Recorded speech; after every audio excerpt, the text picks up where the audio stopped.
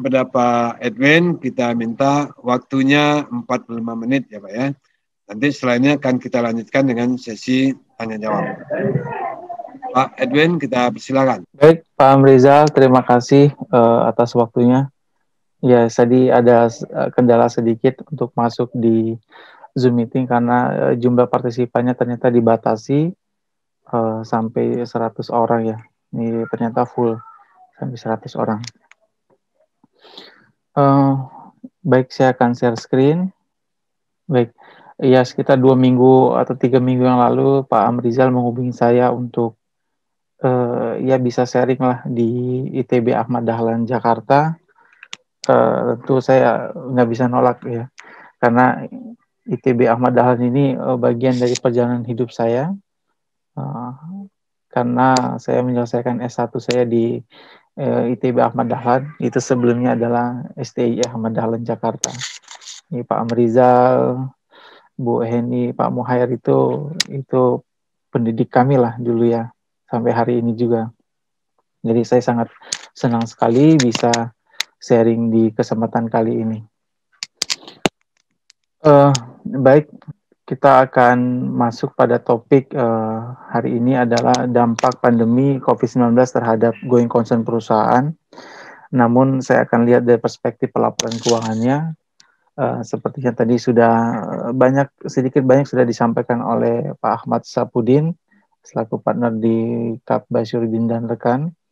Sebelumnya saya sapa salam Pak Fitriandi, Pak Saiful Anwar, ya, Pak Ahmad Sapudin. Ya. Jadi saya akan menyampaikan dari perspektif laporan keuangannya. Seperti apa nanti dalam bentuk penyajiannya, pengungkapannya, dan standar apa saja yang kira-kira akan berdampak secara signifikan dalam penyusunan laporan keuangan perusahaan yang berdampak pada pandemi. Kalau kita lihat kondisi secara global, pandemi ini sangat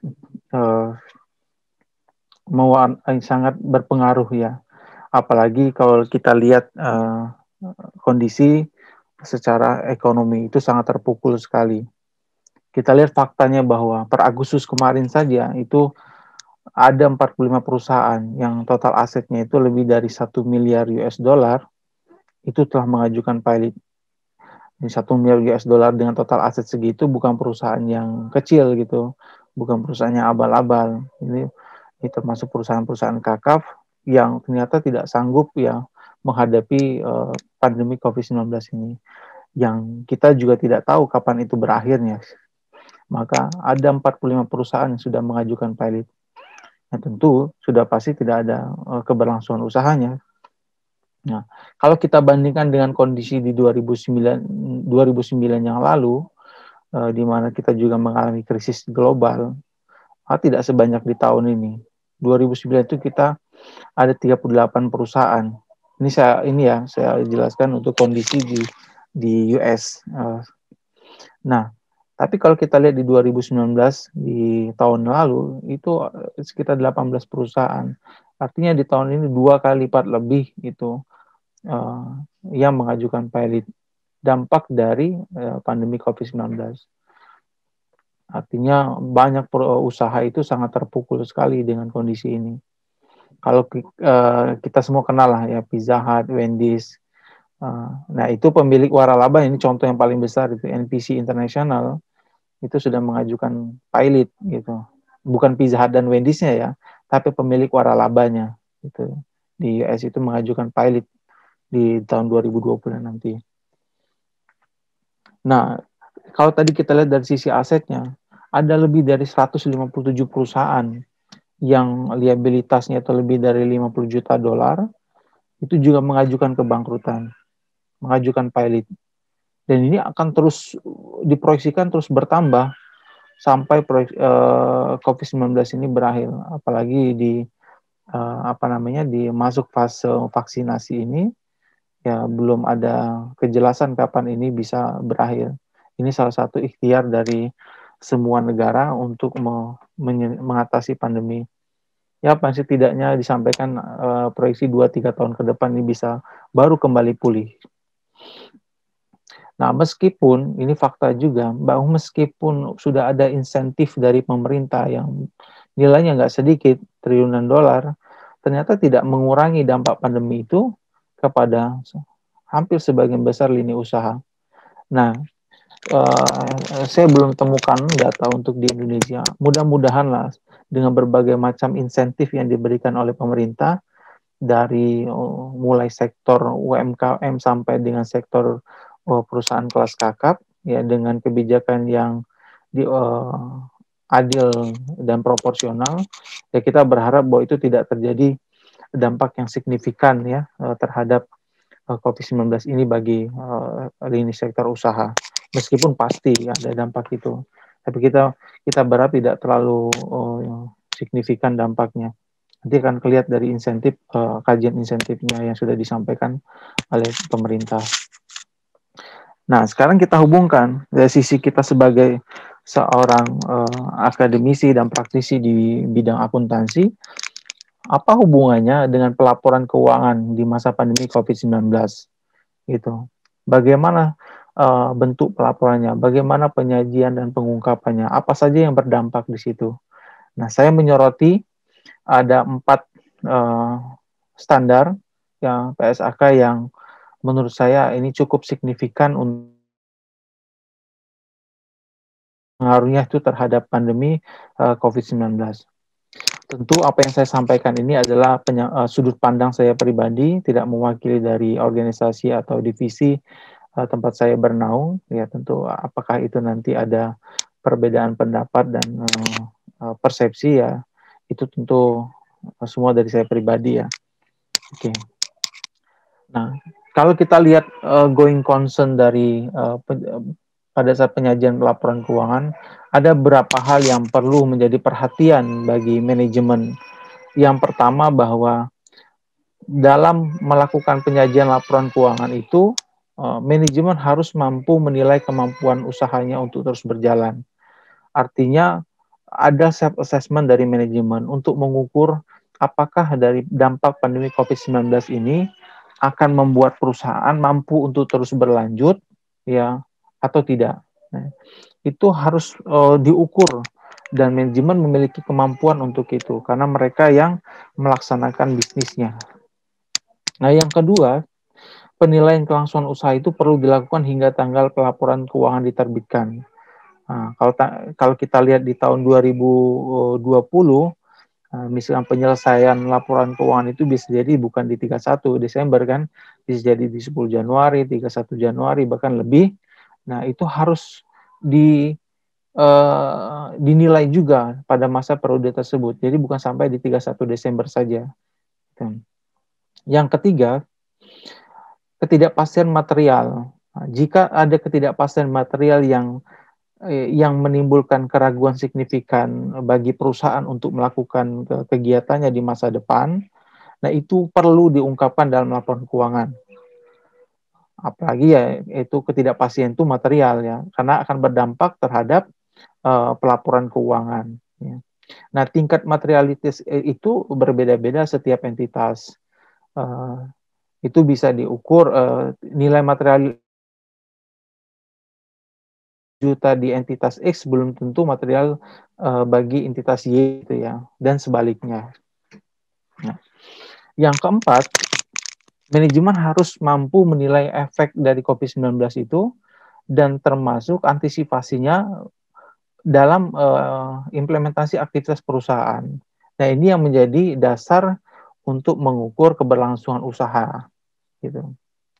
Nah, yang poin 5, yang tadi sudah disampaikan juga oleh pembicara sebelumnya, jika memang diputuskan untuk melikuidasi atau menghentikan usahanya, serta tidak dimiliki alternatif yang lebih realistis untuk melaksanakan usahanya ke depan, maka laporan keuangan itu harus disiapkan dengan dasar lain. Misalkan dasarnya adalah dasar likuidasi, bukan dasar going concern lagi. Gitu. Nah, ada faktor-faktor yang harus dipertimbangkan dalam melakukan penilaian kelangsungan usaha dan proyeksi keuangan. Satu, kebijakan mengenai larangan perjalanan, pembatasan, ya apalagi sekarang Contoh di Indonesia, PSBB semakin diperketat gitu kan, perjalanan juga semakin lebih ribet dan lebih susah persyaratannya. Nah, itu akan sangat berpengaruh sekali terhadap aktivitas perusahaan gitu. Nah, ini harus menjadi faktor yang dipertimbangkan dalam melakukan penilaian kelangsungan usaha. Yang ketiga, bantuan pemerintah. Nah, insentif apa saja yang melekat dan berdampak terhadap entitas? Tentu entitas yang mengetahuinya, dia yang harus mengukur sendiri insentif apa yang bisa diperoleh atau yang dimanfaatkan oleh entitas tersebut. Bisa dari sisi fiskal maupun non-fiskal gitu ya.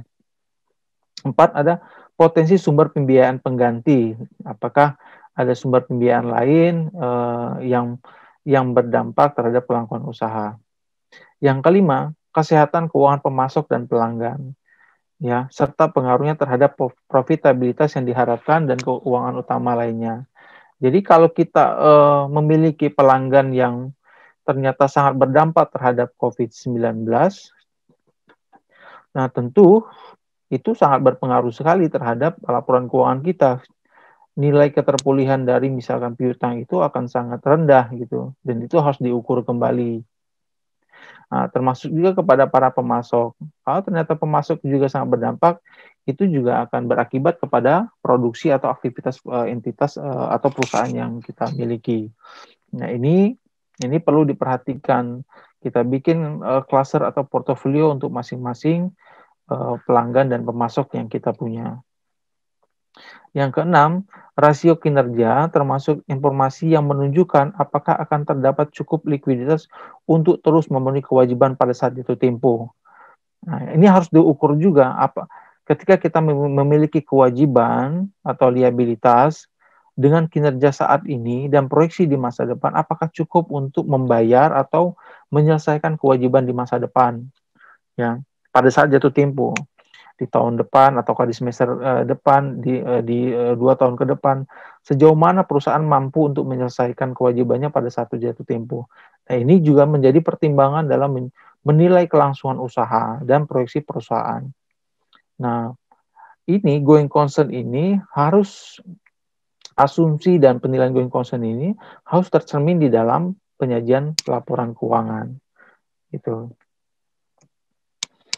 Kalau kita lihat kondisi di Indonesia, ya, pandemi itu pertama kali, kasus pneumonia itu pertama kali kan terdeteksi di Wuhan, di Cina.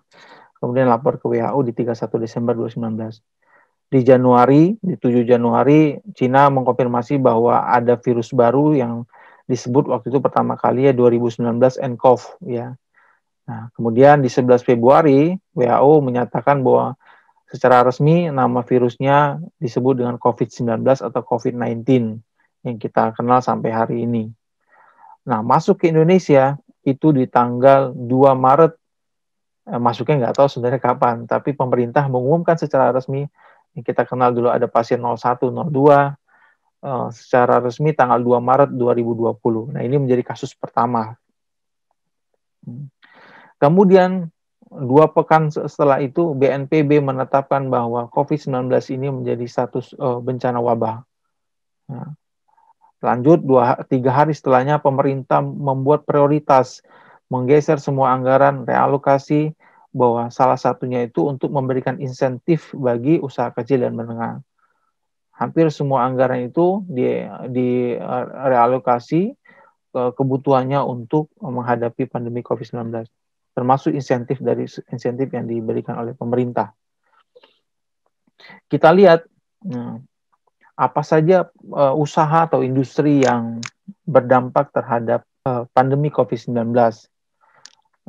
Ada yang berpotensi sebagai pemenang, ada yang berpotensi sebagai pecundang, atau istilah lain kita kenal dengan potensinya melemah atau potensi menguat. Nah, ini untuk jangka pendek, artinya selama masa pandemi ya diukurnya. Ada sektor-sektor yang paling terpukul akibat pandemi COVID-19, tapi ada juga sektor yang tumbuh pesat dalam jangka pendek. Jadi sebenarnya tidak semua sektor industri berdampak. Makanya saya bilang tadi karakteristik dari keberlangsungan usaha itu berbeda-beda untuk setiap entitas. Kalau kita lihat di sini, yang berpotensi menguat itu dalam jangka pendek ya, sebagai pemenang industrinya saat ini adalah medical supply and services, food processing and retail, personal and healthcare, ICT, ya, e-commerce. ICT kita pakai ini sampai hari ini. Dulu Zoom belum terkenal ya, dan belum senyaman ini kita menggunakan video conference. Tapi hari-hari ini kita sudah sangat terbiasa, bahkan sudah menjadi kebiasaan gitu. E-commerce juga sama, ternyata nggak berdampak, bahkan ini menguntungkan. Agriculture, ya. Nah, sedangkan di sisi industri-industri yang melemah, ini udah sangat terpukul sekali. Tourism and leisure, penerbangan, ya, apalagi ditambah PSBB, udah otomotif.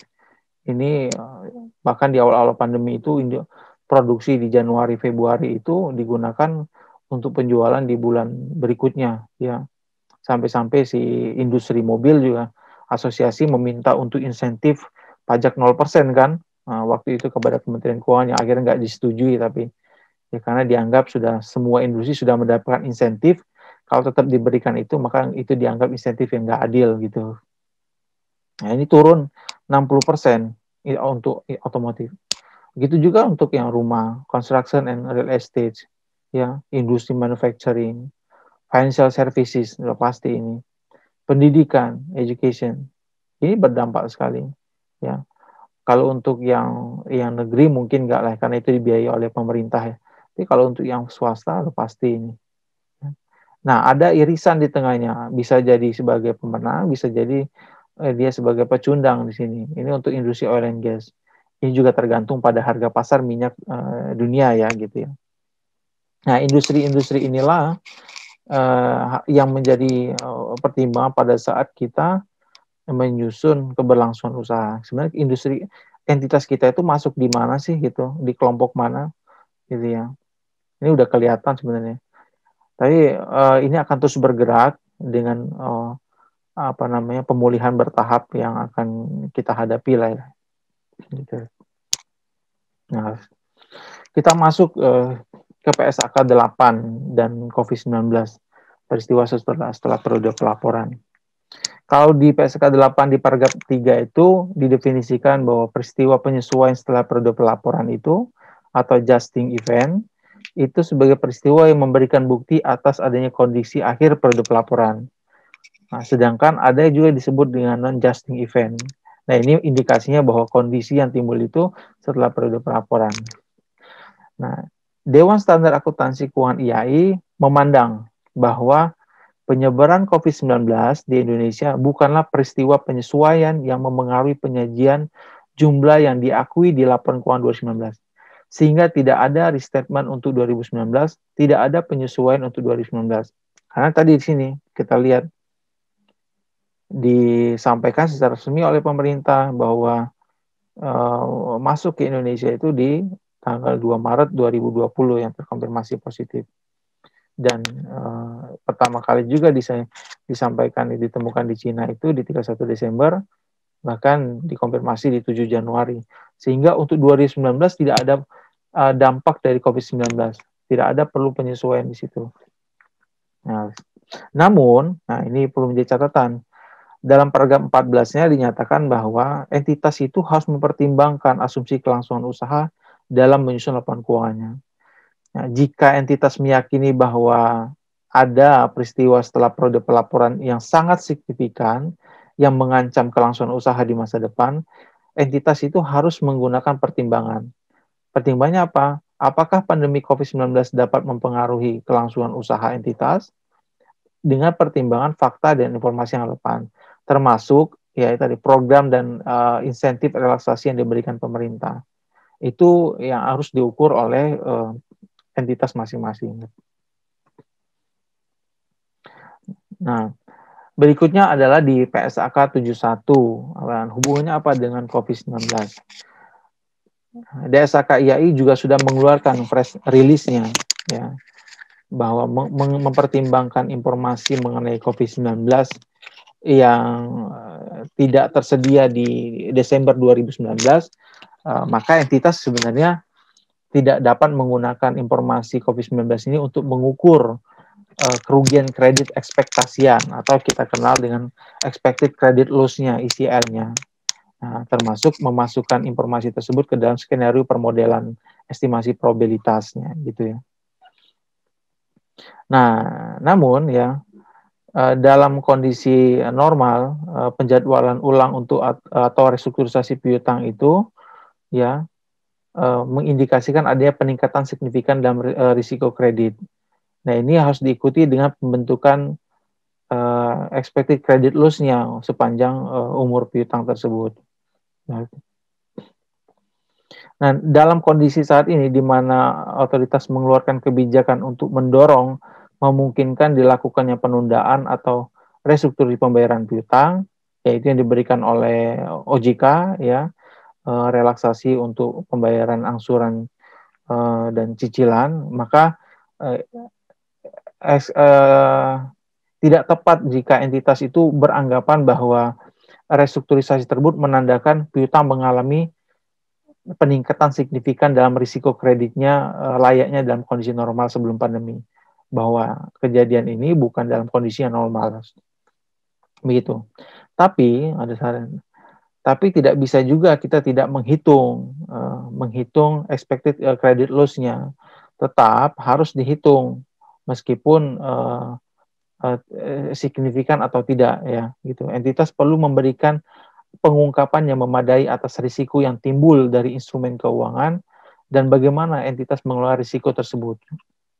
Ya, ini sudah menjadi patokan dalam penyusunan pelaporan keuangan, terutama untuk entitas yang memiliki relevansi terhadap PSAK 71.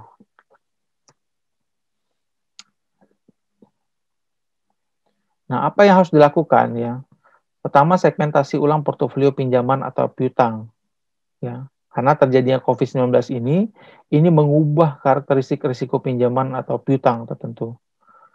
Masing-masing peminjam atau pelanggan itu bisa terlibat dalam bisnis atau berada di daerah yang telah terpengaruh.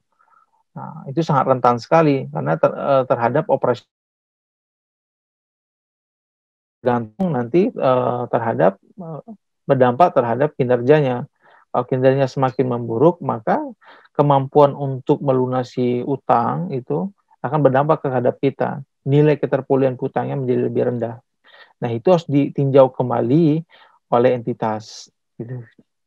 Yang kedua, harus ada asesmen individual dan kolektif atas pinjaman, piutang, dan aset kontrak. Karena dalam keadaannya abnormal seperti ini, mungkin diperlukan waktu bagi perusahaan untuk mendeteksi perubahan aktual dalam risiko kredit untuk pihak tertentu atau counterpartnya. Itu. Yang ketiga, perpanjangan ketentuan pembayaran. Nah, ini banyak terjadi prakteknya saat ini. Hampir sebagian besar entitas itu melakukan restrukturisasi karena sangat berat sekali untuk melakukan cash out di masa-masa seperti ini. Mampu survive aja itu sudah bersyukur sekali karena banyak strategi atau efisiensi, bukan cuma efisiensi untuk bisa survive di masa pandemi. Maka perpanjangan ketentuan pembayaran ini sudah menjadi keniscayaan ya. Yang keempat, nah ini model forward looking. Harus kita susun penyesuaian bobot skenario-nya. Terus kita harus tinjau kembali variabel ekonomi makro yang digunakan dan menyusun permodelan ulangnya. Nah, pertanyaannya, dalam situasi saat ini, perusahaan mungkin melakukan negosiasi kembali ketentuan dalam kontrak pinjaman. Nah, bagaimana restrukturisasi atau amandemen perjanjian pinjaman akan diperhitungkan dalam PSAK 71? Ada dua yang perlu kita perhatikan. Satu bagi pemberi pinjaman, dua sebagai peminjam. Bagi pemberi pinjaman, pertimbangan dalam mengevaluasi apakah telah terjadi kenaikan risiko kredit yang signifikan. Tapi bagi peminjam, perusahaan perlu mengevaluasi apakah telah terjadi perubahan substansial dari pinjaman tersebut, baik secara kualitatif maupun kuantitatif. Ya, ada yang substansial, ada yang tidak substansial.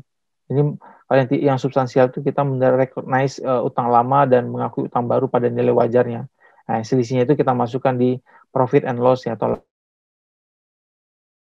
kita menghitung present value dari arus kas yang baru itu kita menggunakan original EIR-nya. Selisihnya juga masuk di laba rugi.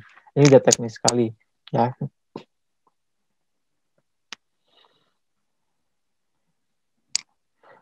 Oke. Terus bagaimana dampak COVID-19 ini terhadap expected credit loss-nya untuk piutang dagang atau piutang usaha? Nah, untuk menghitung itu, kita bisa menggunakan simplified approach-nya. Ya, kemudian juga provision matrix. Ini dapat digunakan untuk menerapkan segmen yang mencerminkan risiko kredit historis yang serupa. Ya. Nah, ini kita bisa gunakan dalam menghitung expected credit loss-nya gitu.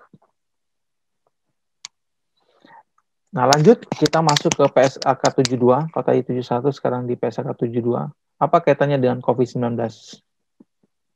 PSAK 72 ini tentang pengakuan pendapatan dari kontrak dengan pelanggan. Ini adopsi dari IFRS 15 di Eropa sudah berlaku sebenarnya sejak 2018.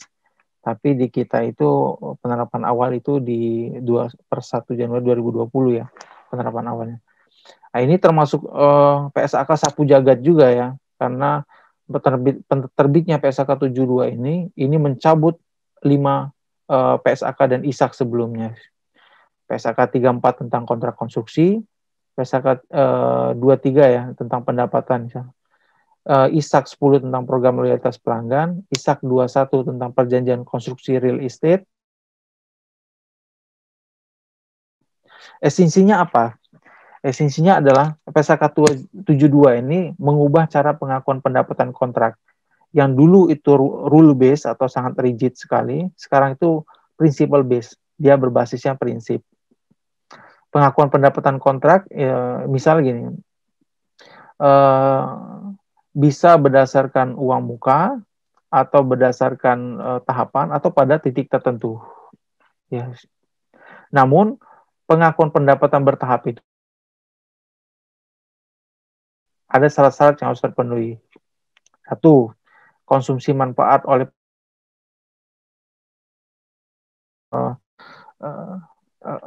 pekerjaan tersebut atau barang tersebut oleh pelanggan atau kontrak tersebut ya. Kedua, ya, atau kesepakatan tahap pembayaran kontrak. Nah, jika suatu kontrak tidak memenuhi syarat tersebut, maka pendapatan kontrak baru bisa diakui saat terjadinya penyerahan aset atau at a point of time. Jadi nggak bisa diakui secara bertahap. Jadi pada saat dia boleh diakui pada saat penyerahan asetnya, karena risikonya sudah berpindah gitu. Secara teknis ini tidak rumit, tapi akan menambah banyak pekerjaan karena harus mempelajari banyak kondisi pendapatannya. Ya, apakah bisa diakui secara bertahap ya over the time atau pada titik tertentu ya at of point of time begitu. Nah, sebagai akibat dari perubahan keadaan yang dialami oleh entitas dan pelanggan karena COVID-19, entitas perlu mempertimbangkan hal-hal berikut ketika menilai pendapatan dari kontrak dan pelanggan. Apa saja yang harus dipertimbangkan? Satu, keberlakuan kontrak, ya masa berlakunya kontrak, durasinya, ya itu perlu diperhatikan. Apakah ada adendum atau amandemen dari sisi durasinya? Karena banyak sekarang kontrak itu juga direview kembali dalam kondisi pandemi tidak memungkinkan untuk bisa dilaksanakan. Nah, maka harus dicek kembali itu ke belakang. Yang kedua adalah kolektibilitas. Sejauh mana itu mampu dibayar dan berapa lama itu agingnya gitu. Ini menjadi pertimbangan juga. Ketiga, apakah ada modifikasi terhadap kontraknya, baik dari waktu, dari jumlah kebutuhan biayanya dan sebagainya. Termasuk ada pertimbangan variabel-variabel lain dan hak materi. Yang keenam, komponen pembiayaan yang signifikan. Ini berdampak terhadap interest cost-nya atau interest expenses-nya, beban bunganya ya yang harus ditanggung oleh perusahaan. Apakah pembiayaan itu signifikan atau tidak gitu. Yang ketujuh, kewajiban kinerja tambahan. Nah, dalam masa pandemi COVID-19 ini kan banyak pekerjaan-pekerjaan yang tidak bisa diselesaikan karena waktunya sangat terbatas. Penambahan waktu itu apakah akan berdampak terhadap jumlah pegawai atau biaya operasional yang harus dikeluarkan. Nah, itu harus menjadi pertimbangan juga. Yang kedelapan, bagaimana recognition revenue-nya, gitu, pengakuan pendapatannya. Yang kesembilan, biaya untuk mendapatkan atau memenuhi kontrak pendapatan pembayaran di muka dari pelanggan. Nah, pada saat kita sudah memperoleh pembayaran di muka, apakah biaya yang sudah dikeluarkan ataukah understate atau sudah overstate gitu, ini harus menjadi perhitungan. Dan yang terakhir adalah requirement of disclosure-nya atau persyaratan pengungkapannya.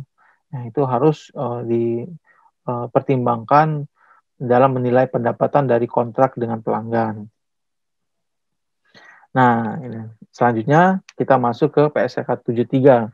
Ini tentang sewa. Apa hubungannya dengan COVID-19? Saya mulai dengan pertanyaan.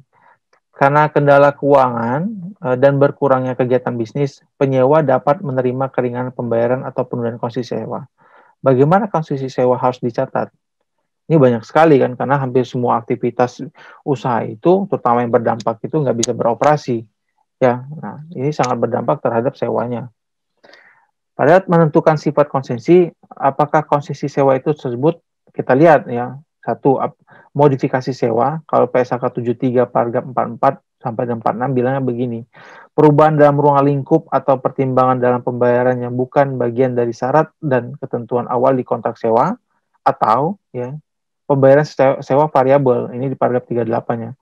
Dalam syarat ketentuan asal di kontrak, sewa sudah mencakup klausul untuk konsesi tersebut jika peristiwa tersebut terjadi. Gitu. Misal, ketentuan jika penyewa tidak melakukan pembayaran sewa untuk periode 3 bulan, maka pembayaran sewa untuk periode selanjutnya dapat ditingkatkan secara proporsional dan tidak itu merubah ketentuan lain di dalam sewa. Begitu. Nah, ini masih di PSK 73 ya. Di amandemen PSK 73, pengecualian berlaku hanya untuk konsesi yang timbul sebagai konsekuensi langsung pandemi COVID-19.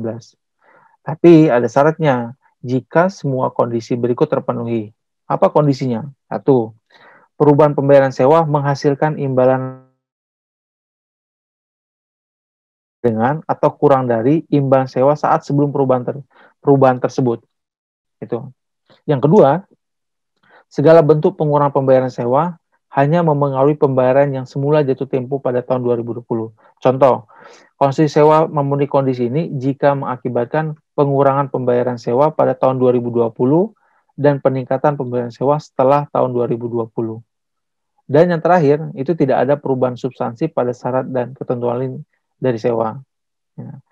Nah, dengan ini menimbulkan adanya pilihan untuk mengecualikan atau tidak ya, memperlakukan perubahan konsesi sewa COVID-19 sebagai modifikasi dari sewa atau exemption. Nah, ini harus mengungkapkan penggunaan exemption itu. Nah, untuk pertanyaannya, apakah perusahaan diharuskan untuk mempertimbangkan penurunan atau impairment suatu aset hak guna atau right of use? Nah, PSK 48 mensyaratkan aset non keuangan termasuk aset hak guna untuk diuji ya ketika ada indikasi kemungkinan penurunan nilai atau impairment. Nah, dampak dari itu bisa jadi dampak dari berkurangnya kegiatan ekonomi, penguncian atau pendapatan yang lebih rendah gitu. Nah, selanjutnya kondisi yang menimbulkan konsesi sewa sebagai pandemi COVID-19 juga cenderung mengindikasikan bahwa aset dapat mengalami penurunan nilai. Misal, hilangnya pendapatan selama periode yang dicakup oleh konsesi sewa. Ini dapat menjadi indikator ya dalam menghitung penurunan nilai terkait aset hak guna. Gitu. Ini sangat pengaruh sekali ya, karena kita bisa lihat banyak tempat-tempat atau sewa itu yang saat ini juga bahkan tidak digunakan untuk beraktivitas usaha. Gitu. Umumnya aset hak guna itu diuji untuk penilaian nilai sebagai bagian dari CGU-nya. Nah, aset hak guna yang memenuhi definisi properti investasi dan diukur pada model biaya itu diuji untuk penilaian nilai secara terpisah karena menghasilkan arus kas yang independen gitu. Nah, sedangkan aset hak guna yang memenuhi definisi properti investasi dan diukur pada nilai wajar itu dikecualikan dari ruang lingkup PSAK 48 gitu ya, penurunan nilai. Nah, sekarang bagaimana perspektif dari lessor ya? Bagaimana penurunan nilainya? Kalau untuk sewa operasi, lessor menyertakan paket sewaan itu yang tercatat dalam CGU dan menerapkan PSAK 48. Lessor juga mencakup penerimaan kas masa depan dalam perkiraan arus kasnya. Selain itu, perusahaan juga menerapkan PSAK 71 untuk menguji apa? Menguji penurunan nilai dari piutang sewa operasinya. Gitu. Nah, baik, saya kira cukup untuk materi yang saya sampaikan. Nanti saya kembalikan kepada moderator. Ya, terima kasih Pak Amrizal.